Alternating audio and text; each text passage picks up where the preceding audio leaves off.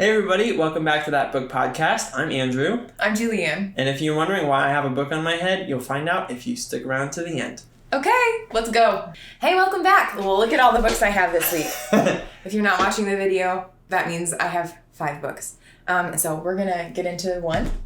The first one we're going to talk about today is The Bomber Mafia, which I actually finished. I started it last week, so if you listened last week, you heard a little bit about this. I'm going to get into some more detail here because I finished it, so I feel like kind of need to wrap it up, get some closure. Mm-hmm. Yeah, you went through it so fast. It was really good. It's Malcolm Gladwell, he's a fantastic writer. And one of the things I really appreciated about him telling this story, it's a true story. It's a recounting of things that happened in World War II. And one of the things I really appreciate about Malcolm Gladwell in general, but especially on this story, is that he does a really good job of helping you understand the motivations of all the characters. Not just the ones you like the ones you don't like. And you can kind of see why everybody acted the way they did, even if you don't agree with all the decisions they made or all the things they did. So, and that makes the story more compelling, right? It does, because everybody is human. It's not like, the good guys versus the monsters. It's like we're all just humans trying to figure it out the best that we can. So that was really cool. I do want to mention a couple of things that get into spoilery territory. What? Yes. Uh-oh. So for everyone who's listening or watching, you can kind of fast forward till I'm done talking about this book. Andrew, I'm sorry. Oh, man. Like, the best you can do is plug your ears. I know. She said, Andrew, I won't give you spoilers because I know you're going to read. I want you to read this. But now, not only are you spoiling it for me, but for all of the... Man, okay. Well, I don't know how many people are going to listen to this. And also... That's fair. Also, you have to in order to paint an accurate picture of how great it is. I feel like I haven't really given enough information that people would want to read the book. Okay. Like, I think you've seen my reactions, and so you're like, wow, she's really into it. Yeah. Go for it. Do it. Rip the Band-Aid off. Rip the Band-Aid off. Okay. They're not like super big spoilers. I wouldn't give that much away. But one of the things I found was interesting, and it's not a big part of the book, so I don't feel bad giving the spoiler away, but it is part of the book, is like the comparison between how the British were using bombing, and the Americans were trying to use bombing, especially at the beginning of like when the Americans entered the war. And they had like really different views on how it should be used. The British were basically like, we need to break the will of our enemy. And the Americans were like, we need to be strategic about it, basically. And I'm summarizing so that I don't give away the entire book. But what was interesting is the British rationale behind that, which he brings out in this book. I wouldn't have necessarily thought about it, although I might have, because like everybody knows about like, the bomb raids in England and all the signs and like everything that happened.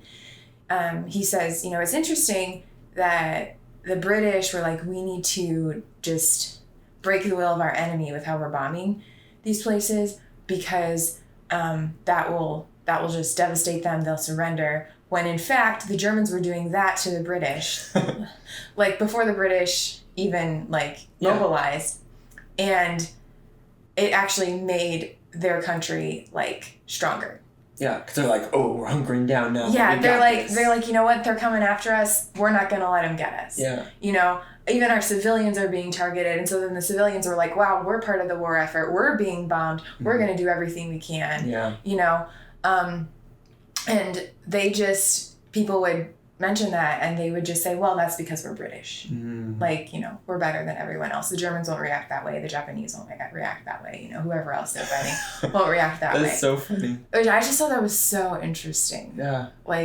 So interesting, like how we rationalize things and decide things, especially when, there's winning at stake, when there's a lot of other things at stake, like, democracy and all those things. So, but I'm not saying that the decision was right. I just thought it was really interesting that he brought that out. The other thing that I hadn't really thought about bombing a lot in World War II before reading this book. And I kind of had the impression that we dropped the atomic bombs on Japan and that was like kind of it. Turns out maybe not. Oh.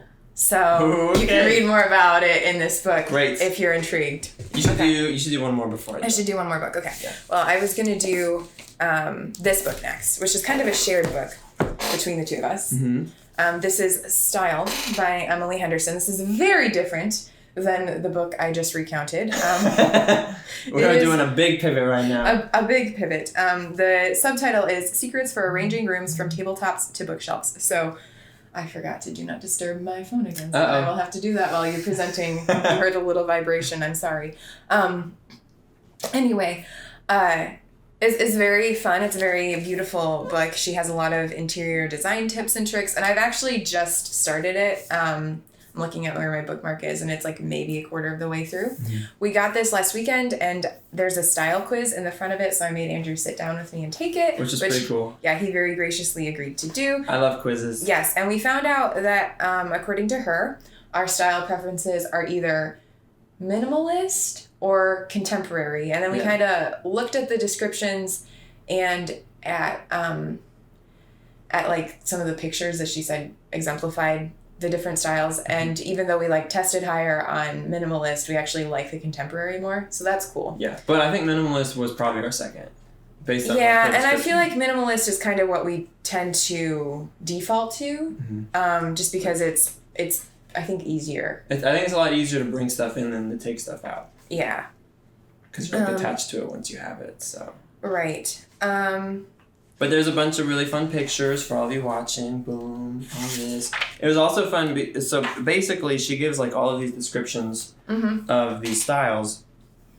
Tells you a little bit about them, kind of the general vibe, and then a picture of what it might look like, and then also some like specifics like for industrial, chalkboard paint, DIY pipe shelving, etc.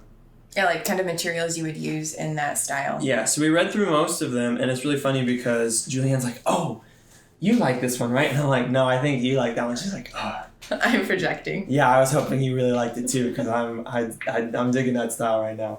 So anyway, for those of you watching, I think you're gonna touch on this, but last week and every other week before this, there's been a shelf, and now there's not. Okay, here's what happened.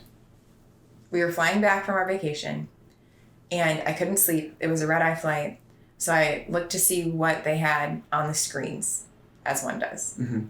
Delta has some good options. Yes. Tell you this what. episode's sponsored by Delta. Just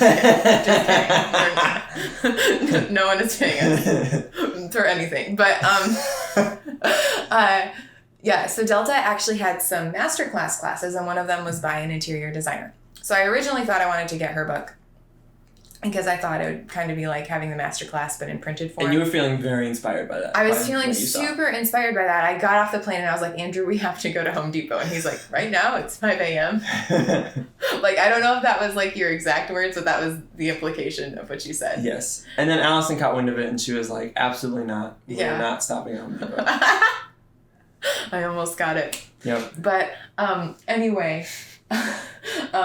that has prompted a lot of discussions, a lot of like thoughts, and we decided we had getting this book. And I got this book instead because it felt a little more practical and probably approachable for me. Yeah. The other one was more like a lookbook of things that lady had designed, which would be gorgeous, but I'm not to the stage where I can just look at it and be like, "Oh, I'm inspired now. I'm gonna go do that." I need like actual like tips. Yeah. So maybe that'll be a future book. Maybe. Yeah, maybe we'll buy that eventually, but... But this one is looking perfect for what you were wanting. So. Yes, exactly. And there was a quiz, so I'm sold. And so anyway, this shelf that we used to have behind us, I don't know if anybody has like looked at it on the YouTube, but we used to have this like pretty huge, like kind of awkwardly shaped built-in shelf behind us. And I was like, "Andrew, what if we took that down?" So he did yesterday, and thankfully... it was not like glued anywhere. It was just screwed in. So we're going to have to do minimal repair there. So we'll get it painted later. I'm excited. Yeah. So we'll see how fast we get that done. But so it could look like this next week, or we could have it painted. And that could be really fun. Yeah. So the one thing about back to the book that she has at the end of the first chapter is she has this style wheel. So once you know what your style is, she recommends incorporating elements from a contrasting style. And so she has them all on a wheel, and so you pick your style and then you look across, and that's the one that you're supposed to incorporate. And so ours is called Totally 80s. And I have... You cringed at the title. I have a lot of really bad... I was going to say mixed feelings, but I have a lot of really bad feelings about that. But I'm looking at, like, the photo that she has as the example. And I actually don't know that I'm going to hate it, so I'm willing to give it a try. Well, I think what she said here is shapes and color combos. And pretty much what you've been talking about lately is, like, putting geometric designs in places with unique colors. And I was like... That was inspired by this, partially. Well, you were talking about that before, and I think you've embraced it and been like, oh, yeah. Yeah, so if that's what she means, cool. If she means, like, we're going to go around with, like, 80s hair. But she just said incorporate a couple things from this style, and you're already working on that, so good job. You are passing the test. Cool, awesome. Do you want me to do another book? No, I think I'm good to go here. Okay, I probably should have done the order differently, but that's cool. We're fine. We're fine. It's all good. It's all good. Oh, the chair's so creaky. Your chair is very creaky, yeah. We should probably change that in the future. I should probably get a different chair. For the podcast? Yeah. Yeah, maybe. I just love this chair. It's a very comfy chair, so that does help. Anyway, slide in my book. And now it's here. It is Captivate by Vanessa Van Edwards. The subtitle is The Science of Succeeding with People. Spoiler alert, I'm about to do a slideshow on this, so... Whoa. Spoiler for the podcast. We're giving so many spoilers right now. Yeah. Yeah. We should just call ourselves the Spoiler Podcast. Spoiler Podcast? No, I would not want to do that. I wouldn't listen to something called the Spoiler Podcast. I wouldn't make it. No, me either. I would feel so bad about it. Anyway, Captivate by Vanessa Van Edwards. And it's really good. I'll go into more detail about it, but I just finished it this week.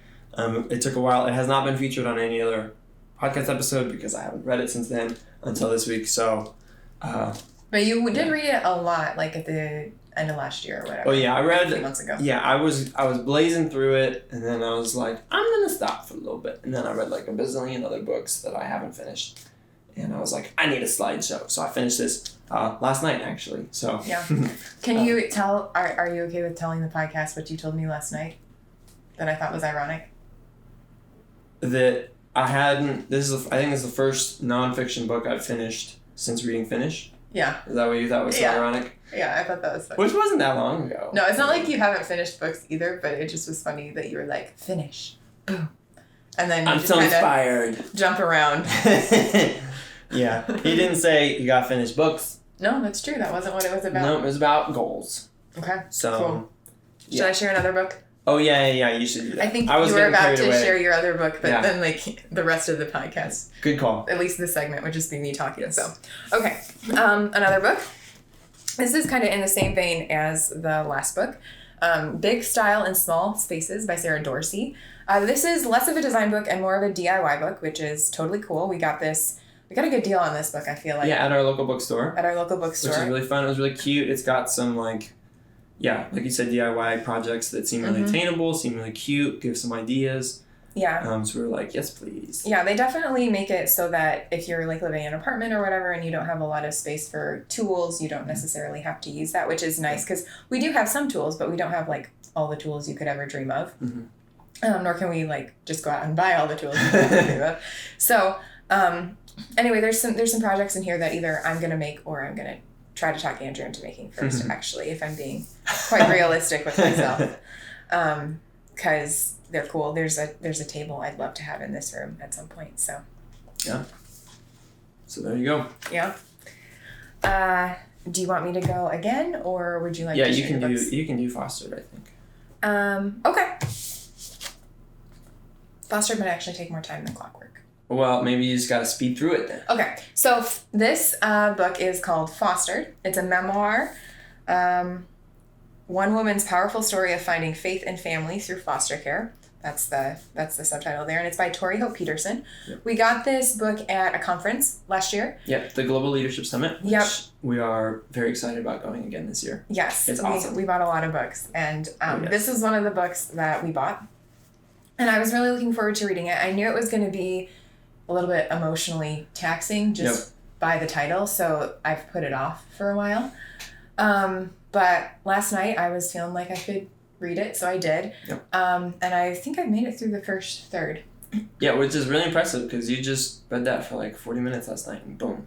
Yeah, she's a great writer. It was really easy to read, even though a lot of the things that are happening are like they shouldn't happen.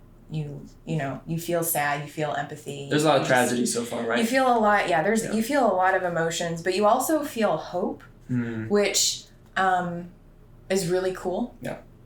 I think so I don't know if I told you this or not, so you might know this or not, but I found myself at one point this week going down like a YouTube rabbit hole, and I ended up watching a bunch of different videos about like Prince Harry and Meghan Markle. Oh. Yes, and this is a little random, but this is what happens when my brain is fried. It was like the day that my brain was really fried, and I just was like mindlessly scrolling, which you should not do. But anyway, I did it. And I'm watching all these videos, and I haven't read his new book that comes out. So I ended up on this YouTube train where people were kind of like, why did he write this book that is so like just kind of exposing all of his hurt and bitterness toward the royal family. Like a lot of people were saying like, well, he doesn't have any real trauma or like whatever. I don't know. Oh, okay. I haven't lived his life, and I feel like being born into the spotlight is a really difficult thing. It's very challenging. Like, a lot of people choose fame and can't deal with it. Yeah. When you don't choose fame, like that's really hard. Yeah. Are you saying this is like the opposite? So yeah, all I was kind of saying is like, it was interesting to like watch those videos where people were talking about like, he just did an interview with a therapist. I don't know when he did it. Whenever these YouTube videos came out, like right before that, it was breaking news.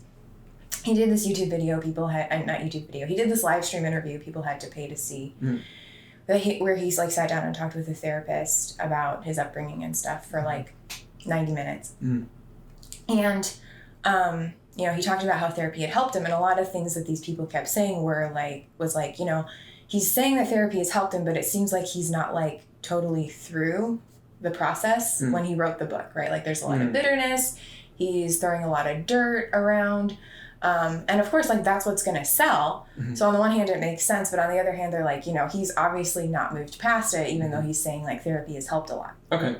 So that's what those videos are saying. That's what those videos are saying. But then you're reading this. And then I'm reading this and I'm thinking like, what a contrast, because she, like objectively has gone through things that no one should have to go through, right? Like nobody would like read her story and be like, well, she's complaining about stuff that the rest of us would die to have. Like, like no one is looking at her and being jealous or anything like that. Yeah. And yet she's able to speak with such like grace and like objectivity almost about the things that have happened, not like in a cold way, but in just like, you can tell that she has processed and has forgiven. And I think that speaks to the power of the gospel. Like she's been really consistent about that it's like, it's because of Jesus that she's able to live the way that she lives and talk the way that she talks and all those things. But I think it also just speaks to like her maturity as a person. Nice. Which I just really admire. So I'm looking forward to reading the rest of this. That's so cool. Yeah. All right. I only read 2 books this week, and actually I read this book all week because it was so good. And I only read Captivate last night. I finished it off because I was almost done. But I started the week somewhere around here, and I am now... What's here for the people who are listening? Oh yeah, somewhere around page 50, and now I'm on page 466. Cool. So, which given how much time I've spent reading it, maybe isn't very fast, but yeah. It seems pretty fast to me. That's a thick book. Yeah, it's a thick book. It's got like 900-ish pages, but I have been loving it. It's in like 3 parts. So I finished part 1, which they call book, like it's called book 1, but it's part of like the one book. So, but yeah, so I'm about halfway through, which is pretty cool, and it's been very, very good. Like you said with the Bomber Mafia, like knowing everybody's motivations, and so even the people you don't really like, you get a good sense of who they are, why they're doing what they're doing, even if you're like, oh, that's gross and disgusting. No, but it's really good. That's cool. Yeah. Yeah, and to be fair, 2 of the books that I read this week, like, are very heavy on the pictures. because they're designer DIY books. Mm-hmm. So it's not like I have 5 books, which takes up a lot more airspace on this podcast, but it's not like I actually read more than you. I don't think. But you finished 2 books. Well, I was almost done with both of them. Oh yeah. What's this other book that you finished? Clockwork by the guy that I pronounced his name last week and forgot how to do it again. Oh yeah, what is it? Michalowicz? Yep, you remember. Yeah. By Mike Michalowicz, Clockwork. I did finish this. Mm-hmm. I think I shared a lot of the really good takeaways that I got last week. So basically, just to wrap this book up, is he does a really good job of if you are a workaholic, which I think is pretty common. And because this is for entrepreneurs, right? Yeah, this is entrepreneurs, so it's like an epidemic, basically. Yeah. He does a really good job of laying out just this step-by-step plan for how you step away from your business. Mm-hmm. And you take a 4-week trip, as part of that. And then you come back and he says, your business is going to be better because it can run without you. So if something happens to you or to a family member or whatever, your business is not going to go down the tubes. And also then you're free to focus on the things that you do best. So your business is actually going to be better because you're not getting in the way. You're not stunting its growth. Right. So I thought that's pretty cool. That's kind of the premise of this book, and he does a really good job of laying it out and you enjoyed practical ways. And you enjoyed it enough upon finishing it that you ordered one of his other books. That's true. I was going to mention that. I did. I ordered his other book. It's called Profit First. It's about making money. This one's about freeing up your time. That one's about making money. Yeah. So we're pretty excited about that. Yeah. Okay, so that wraps up part 1. Yeah. Moving into the slideshow. I can be done talking. For part 2. Well, who knows how much audience participation you'll have in this slideshow. Oh dear. Do you need any of my books to stack your? Oh, I don't think so. I think I'm just gonna put this right. You just got a chunky book. Okay. Yeah, I got a chunky book. That's the advantage of 900 pages. Makes a great stand. So hopefully everybody can see the slideshow well. Try to make the letters nice and big again. So if you're watching on YouTube, hopefully it's working well for you. And if you're not. If you're on the audio side, I will be explaining everything in great detail, I think, so no worries there. Yeah. Hopefully I'm not hiding your face at all. I don't think so. Okay. No, I think that's fine. All right, so slideshow about the book that I just talked about, Captivate, The Science of Succeeding with People by Vanessa Van Edwards. Nice. How long to read? I put 4 months, ? I said I put it aside for a while, so... I think it was longer than that. Well, that's what the question mark was there for. So it might have been longer. So I was reading it pretty fast. There's 14 chapters, about 300 pages, and each page is it's a really thick book. As you're reading it, the concepts are really, I don't know. Maybe it's just me, but I had to think about them a lot. Yeah. As I was going through, she had a lot of things.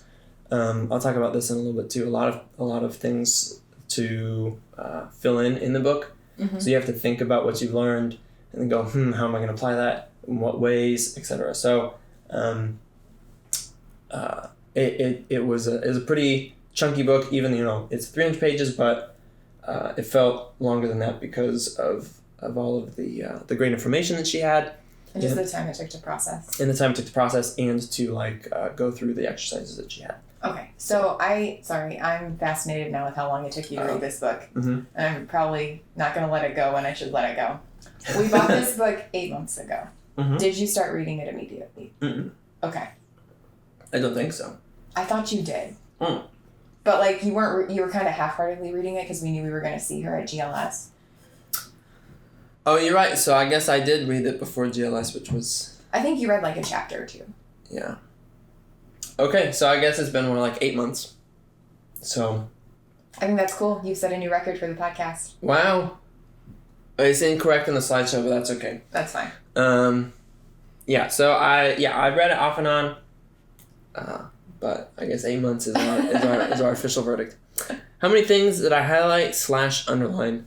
I said 540-ish.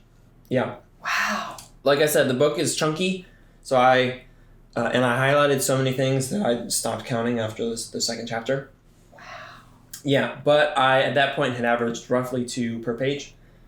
And the book is I think 287 pages or something like that.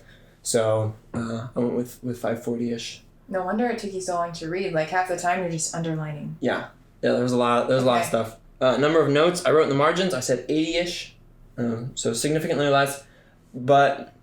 Does that include like your fill in the blank things? Mm-mm.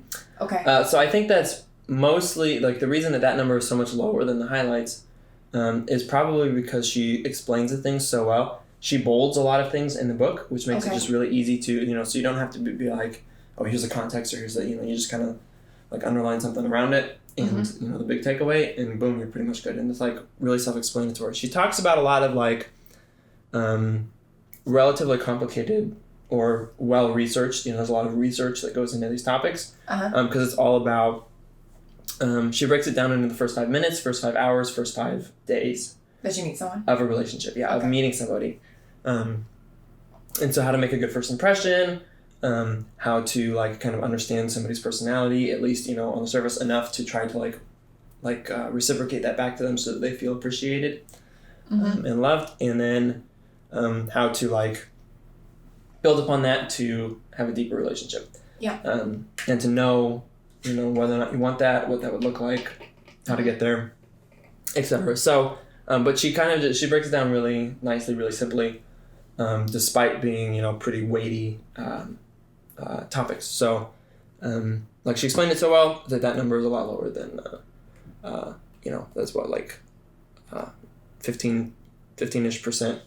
And usually it's closer to like half. Yeah. Or a third. So, she did a great job. And then I said number of notes written not in the margins. Ooh. Because of all the fill in the blank stuff. So I guess I spoiled this a little bit, but I said lots. That wasn't spoiling it. Sorry. So there were charts that I had to fill in. There were a lot of blanks at the end of every chapter. It's like, what's one takeaway? All that kind of stuff. The notes at the end of the chapters that said takeaway were like the blanks were very small. So I think I was supposed to be really concise with my answer. Oh. I never was. So. That's relatable. Yeah. Yeah. Yeah. So what you're telling me is when I read this book, maybe we should just buy another copy because I won't be able to write my answers in? Maybe. Yeah. I'll probably try to do this one anyway. It could be fun to have both of my notes in it. That could be really fun. All right, moving on to takeaways. There are first takeaway, there are sweet spots for socializing, like near the host and by the snack. So when you go to a party or to a social event or to, really anything, whoever the host is a good place to stand. Like it's a good place to be because everybody's going to go say hi to the host and the host is going to say, hey, do you know this really cool person? Boom, that's standing next to me. So that's a sweet spot. And then also like by the snacks, not by the food, but like by the snacks where people are like going to get a drink or, a couple little snackies, but not like a full meal because people, when they're getting a full meal, are just like piling it on, trying to get back to their seat as fast as possible. So I was like, oh, cool. And then I also said another one is not as people enter. So it's like an anti-sweet spot is where people enter because people are just trying to get in the door, get settled as fast as possible. It's a really awkward time because they're trying to get configured with everything that's going on in the room. So don't do it then. And so I was like, okay, cool. So looking for sweet spots, knowing that they exist, trying to find them, depending on the situation. And I was like, wow, that's really cool. Yeah. Second takeaway, swap out boring questions like, how are you? It's a horrible question, she says. And she talked about that a little bit in her talk at the Global Leadership Summit that we went to in August. And so swap out how are you for questions that make people think or kind of like activate all the goodness in their brains. Activate. She talks about it in a very scientific way that is also really fun. But swap it out for questions like, what's been a highlight of your day? Right? So instead of how are you, it's like, hey, what's a highlight of your day? And then they go, wow. So then they have to think about it and go, what was a highlight of my day? Oh, this fun thing. And so now they kind of like associate you with that fun thing, but also you get to learn about them in a way that how are you just does not, because people say good, right? The highlight of your day, you're like, oh, I did this cool thing. Yeah. Another one I'm going to use is more spoilers for later because I am gonna do it, but like spoilers for me? Well, spoilers for everybody because it's at the end of the slideshow. Oh. But I'm also going to ask questions like, I think the biggest one I want to try to implement is what's a personal passion project you're working on. Nice. Yeah, so I think that's a really good one. Third takeaway. I gotta start checking through these. Figure out what people value, like information, status, or love. So that one was really interesting. She had a chapter on like what kind of like underlying things that they have. And I'm a personality test junkie, so like, yeah, I've taken the Enneagram, StrengthsFinder, Myers-Briggs, Patrick Lencioni's new one, Working Genius. Love figuring out all of like the fun things that they provide and insights that they have. And she had was like, I think she had 6 things, but 3 of them were information, status, and love. There's also like money and stuff like that. So what is kind of like motivating them? What do they value? What do they want? And so figuring out what people want can help you, if they're like more information based than like status based, then you can lean into that and say, hey, I know that you like, and you just give them information instead of like praising them, because some people like really don't want to be publicly, they feel like that's an embarrassment, but some people would be like, yes, please give me all of the credit right now, right? Yeah. So you can kind of figure that out. So I thought that was cool. Another takeaway, stories garner interest. That's no surprise, everybody loves stories. But have one ready in a variety of topics, but keep them under 2 minutes in mingling situations. Oh. So like have some quick poppy 2 minutes or less stories to have in a bunch of situations. And so there's actually a chart in there with like 10 of these things, names, so if names come up, boom, you have a fun story there. Mine was I went to piano camp and there was a girl named Tondaway, and the teacher could not remember her name until there was another guy in our class named John, and she couldn't figure out how to remember Tondaway's name until she said, "Throw John away." So John was a great sport about it. But so I was like, oh, that's really funny, right? So something poppy, but it's also kind of fun. And I was like, oh, that's a good like kind of way to bring it all together. Another is vulnerability is attractive and a good test for the kinds of people that you want in your life. So right, vulnerability. I think you've been reading some Brene Brown. She does a lot of vulnerability research and writing and stuff, which is awesome. So like vulnerability, I think is kind of making a comeback or in the limelight more than it has been in the past, which is awesome. And then